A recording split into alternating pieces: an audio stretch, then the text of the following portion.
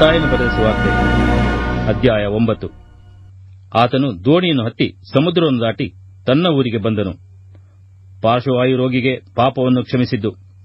ಅಲ್ಲಿಗೆ ಬಂದಾಗ ಹಾಸಿಗೆಯ ಮೇಲೆ ಬಿದ್ದುಕೊಂಡಿರುವ ಒಬ್ಬ ಪಾರ್ಶ್ವವಾಯು ರೋಗಿಯನ್ನು ಆತನ ಬಳಿಗೆ ಹೊತ್ತುಕೊಂಡು ಬಂದರು. ಯೇಸು ಅವರ ನಂಬಿಕೆಯನ್ನು ನೋಡಿ ಪಾರ್ಶ್ವವಾಯು ರೋಗಿಗೆ, ಮಗನೇ, ಧೈರ್ಯವಾಗಿರು, ನಿನ್ನ ಪಾಪಗಳು ಕ್ಷಮಿಸಲ್ಪಟ್ಟಿವೆ ಎಂದು ಹೇಳಿದನು. ಅಲ್ಲಿದ್ದ ಶಾಸ್ತ್ರಿಗಳಲ್ಲಿ ಕೆಲವರು, ಇವನು ದೇವದೂಷಣೆ ಮಾಡುತ್ತಾನೆಂದು ತಮ್ಮ ತಮ್ಮನೊಳಗೆ ಮಾತಾಡಿಕೊಂಡರು. ಯೇಸು ಅವರ ಆಲೋಚನೆಗಳನ್ನು ತಿಳಿದು, ನೀವು ಯಾಕೆ ನಿಮ್ಮ ಮನಸ್ಸಿನಲ್ಲಿ ಕೆಟ್ಟ ಆಲೋಚನೆಯನ್ನು ಮಾಡುತ್ತೀರಿ? ಯಾವುದು ಸುಲಭ, ನಿನ್ನ ಪಾಪಗಳು ಕ್ಷಮಿಸಲ್ಪಟ್ಟಿವೆ ಅನ್ನುವುದೋ, ಎದ್ದು ನಡೆ ಅನ್ನುವುದೋ? ಆದರೆ ಪಾಪಗಳನ್ನು ಕ್ಷಮಿಸಿಬಿಡುವುದಕ್ಕೆ ಮನುಷ್ಯಕುಮಾರನಿಗೆ ಭೂಲೋಕದಲ್ಲಿ ಅಧಿಕಾರ ಉಂಟೆಂಬುದು ನಿಮಗೆ ತಿಳಿಯಬೇಕು ಎಂದು ಹೇಳಿ ಪಾರ್ಶ್ವವಾಯು ರೋಗಿಯನ್ನು ನೋಡಿ, ಎದ್ದು ನಿನ್ನ ಹಾಸಿಗೆಯನ್ನು ಎತ್ತಿಕೊಂಡು ಮನೆಗೆ ಹೋಗು ಅಂದನು. ಅವನು ಎದ್ದು ಮನೆಗೆ ಹೋದನು. ಜನರು ಇದನ್ನು ನೋಡಿ ಭಯಪಟ್ಟು ದೇವರು ಮನುಷ್ಯರಿಗೆ ಅಂಥ ಅಧಿಕಾರವನ್ನು ಕೊಟ್ಟದ್ದಕ್ಕೆ ಆತನನ್ನು ಕೊಂಡಾಡಿದರು. ಯೇಸು ತಾನು ಪಾಪಿಗಳ ಸಂಗಡ ಊಟ ಮಾಡಿದ್ದಕ್ಕೂ ಉಪವಾಸ ಮಾಡದೆ ಹೋದದ್ದಕ್ಕೂ ಕಾರಣ ತೋರಿಸಿದ್ದು. ಯೇಸು ಅಲ್ಲಿಂದ ಹೋಗುತ್ತಿರುವಾಗ ಸುಂಕಕ್ಕೆ ಕೂತಿದ್ದ ಮತ್ತಾಯನೆಂಬ ಒಬ್ಬ ಮನುಷ್ಯನನ್ನು ನೋಡಿ, ನನ್ನನ್ನು ಹಿಂಬಾಲಿಸು ಎಂದು ಅವನನ್ನು ಕರೆಯಲು ಅವನು ಎದ್ದು ಆತನನ್ನು ಹಿಂಬಾಲಿಸಿದನು.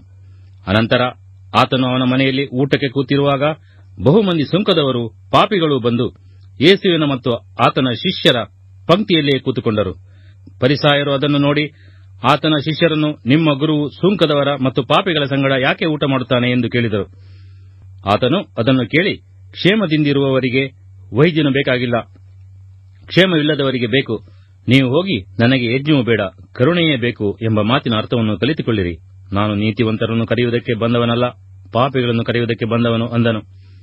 ಆಮೇಲೆ ಯೋಹಾನನ ಶಿಷ್ಯರು ಆತನ ಬಳಿಗೆ ಬಂದು, ಫರಿಸಾಯರು ನಾವು ಉಪವಾಸ ಮಾಡುತ್ತೇವಲ್ಲ, ನಿನ್ನ ಶಿಷ್ಯರು ಯಾಕೆ ಉಪವಾಸ ಮಾಡುವುದಿಲ್ಲ ಎಂದು ಕೇಳಲು, ಯೇಸು ಅವರಿಗೆ, ಮದುವೆಯ ಜನರು ತಮ್ಮ ಸಂಗಡ ಮದಲಿಂಗನು ಇರುವ ತನಕ ದುಃಖಪಟ್ಟಾರೋ?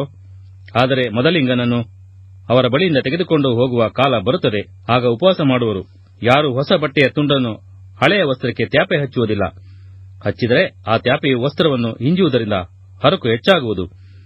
ಇದಲ್ಲದೆ ಹಳೆಯ ಬುದ್ದಲಿಗಳಲ್ಲಿ ಹೊಸ ದ್ರಾಕ್ಷಾರಸವನ್ನು ಹಾಕಿಡುವುದಿಲ್ಲ.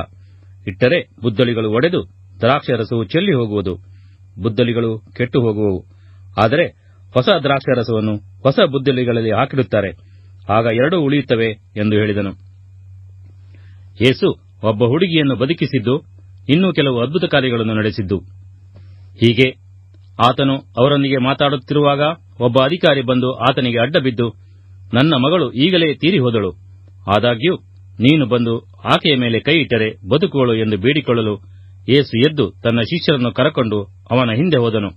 ಅಷ್ಟರಲ್ಲಿ 12 ವರ್ಷದಿಂದ ರಕ್ತಕುಸುಮ ರೋಗವಿದ್ದ ಒಬ್ಬ ಹೆಂಗಸು, ನಾನು ಆತನ ಉಡುಪನ್ನು ಮುಟ್ಟಿದರೆ ಸಾಕು, ನೆಟ್ಟಗಾಗುವೆನು ಎಂದು ಮನಸ್ಸಿನಲ್ಲಿ ಅಂದುಕೊಂಡು ಹಿಂದಿನಿಂದ ಬಂದು ಆತನ ಉಡುಪಿನ ಗೊಂಡೆಯನ್ನು ಮುಟ್ಟಿದಳು. ಆಗ ಯೇಸು ಹಿಂತಿರುಗಿ ಆಕೆಯನ್ನು ನೋಡಿ, ಮಗಳೇ, ಧೈರ್ಯವಾಗಿರು, ನಿನ್ನ ನಂಬಿಕೆಯೇ ನಿನ್ನನ್ನು ಸ್ವಸ್ಥ ಮಾಡಿತು ಅಂದನು. ಆ ಕ್ಷಣವೇ ಆ ಹೆಂಗಸು ಸ್ವಸ್ಥವಾದಳು. ಆಮೇಲೆ ಯೇಸು ಆ ಅಧಿಕಾರಿಯ ಮನೆಗೆ ಬಂದು ವಾದ್ಯಗಾರರನ್ನು, ಗದ್ದಲ ಮಾಡುವ ಜನರ ಗುಂಪನ್ನು ಕಂಡು, ಹೊರಗೆ ಹೋಗಿರಿ, ಹುಡುಗಿ ಸತ್ತಿಲ್ಲ, ನಿದ್ದೆ ಮಾಡುತ್ತಾಳೆ ಅನ್ನಲು ಅವರು ಆತನನ್ನು ಹಾಸ್ಯ ಮಾಡಿದರು. ಜನರನ್ನು ಹೊರಕ್ಕೆ ಕಳುಹಿಸಿದ ಮೇಲೆ ಆತನು ಒಳಕ್ಕೆ ಹೋಗಿ ಆಕೆಯ ಕೈ ಹಿಡಿಯಲು ಆಕೆ ಎದ್ದಳು. ಈ ಸುದ್ದಿ ಆ ದೇಶದೊಳಗೆಲ್ಲ ಹಬ್ಬಿತು. ಯೇಸು ಅಲ್ಲಿಂದ ಹೋಗುವಾಗ ಇಬ್ಬರು ಕುರುಡರು, ದಾವೀದನ ಕುಮಾರನೇ, ನಮ್ಮನ್ನು ಕರುಣಿಸು ಎಂದು ಕೂಗುತ್ತಾ ಆತನ ಹಿಂದೆ ಹೋದರು.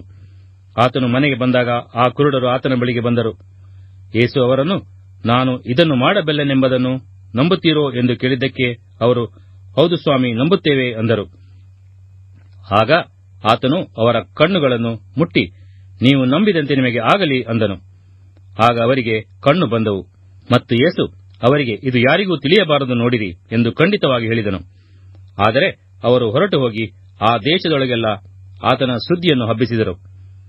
ಅವರು ಹೊರಟು ಹೋಗುತ್ತಿರುವಾಗ ದೆವ್ವ ಹಿಡಿದ ಒಬ್ಬ ಮೂಕನನ್ನು ಆತನ ಬಳಿಗೆ ಕರೆತಂದರು. ಆತನು ದೆವ್ವ ಬಿಡಿಸಿದ ಮೇಲೆ ಆ ಮೂಕನು ಮಾತಾಡುವವನಾದನು. ಅದಕ್ಕೆ ಆ ಜನರು, ಇಸ್ರಾಯೇಲ್ ಜನರಲ್ಲಿ ಇಂಥ ಕಾರ್ಯವನ್ನು ಇದುವರೆಗೆ ಯಾರೂ ನೋಡಿಲ್ಲವೆಂದು ಬೆರಗಾದರು. ಆದರೆ ಫರಿಸಾಯರು, ಇವನು ದೆವ್ವಗಳ ಒಡೆಯನ ಸಹಾಯದಿಂದಲೇ ದೆವ್ವಗಳನ್ನು ಬಿಡಿಸುತ್ತಾನೆ ಅಂದರು. ಯೇಸು 12 ಮಂದಿ ಶಿಷ್ಯರನ್ನು ಆದುಕೊಂಡು ಸುವಾರ್ತೆಯನ್ನು ಸಾರುವುದಕ್ಕೆ ಕಳುಹಿಸಿದ್ದು. ಯೇಸು ಎಲ್ಲಾ ಊರುಗಳನ್ನು, ಹಳ್ಳಿ ಪಳ್ಳಿಗಳನ್ನು ಸುತ್ತಿಕೊಂಡು ಅವರ ಸಭಾಮಂದಿರಗಳಲ್ಲಿ ಉಪದೇಶ ಮಾಡುತ್ತಾ, ಪರಲೋಕ ರಾಜ್ಯದ ಸುವಾರ್ತೆಯನ್ನು ಸಾರಿ ಹೇಳುತ್ತಾ, ಎಲ್ಲಾ ತರದ ರೋಗಗಳನ್ನು ಎಲ್ಲಾ ತರದ ಬೇನೆಗಳನ್ನು ವಾಸಿ ಮಾಡುತ್ತಾ ಬಂದನು. ಆದರೆ ಜನರ ಗುಂಪುಗಳನ್ನು ನೋಡಿ ಅವರು ಕುರುಬನಿಲ್ಲದ ಕುರಿಗಳ ಹಾಗೆ ತೊಳಲಿ ಬಳಲಿ ಹೋಗಿದ್ದಾರಲ್ಲ ಎಂದು ಅವರ ಮೇಲೆ ಕನಿಕರಪಟ್ಟನು. ಆಗ ತನ್ನ ಶಿಷ್ಯರಿಗೆ, ಬೆಳೆಯು ಬಹಳ, ಕೆಲಸದವರು ಸ್ವಲ್ಪ, ಆದುದರಿಂದ ಬೆಳೆಯ ಯಜಮಾನನನ್ನು ನಿನ್ನ ಬೆಳೆಗೆ ಕೆಲಸದವರನ್ನು ಕಳಿಸಬೇಕೆಂದು ಬೇಡಿಕೊಳ್ಳಿರಿ ಎಂದು ಹೇಳಿದನು.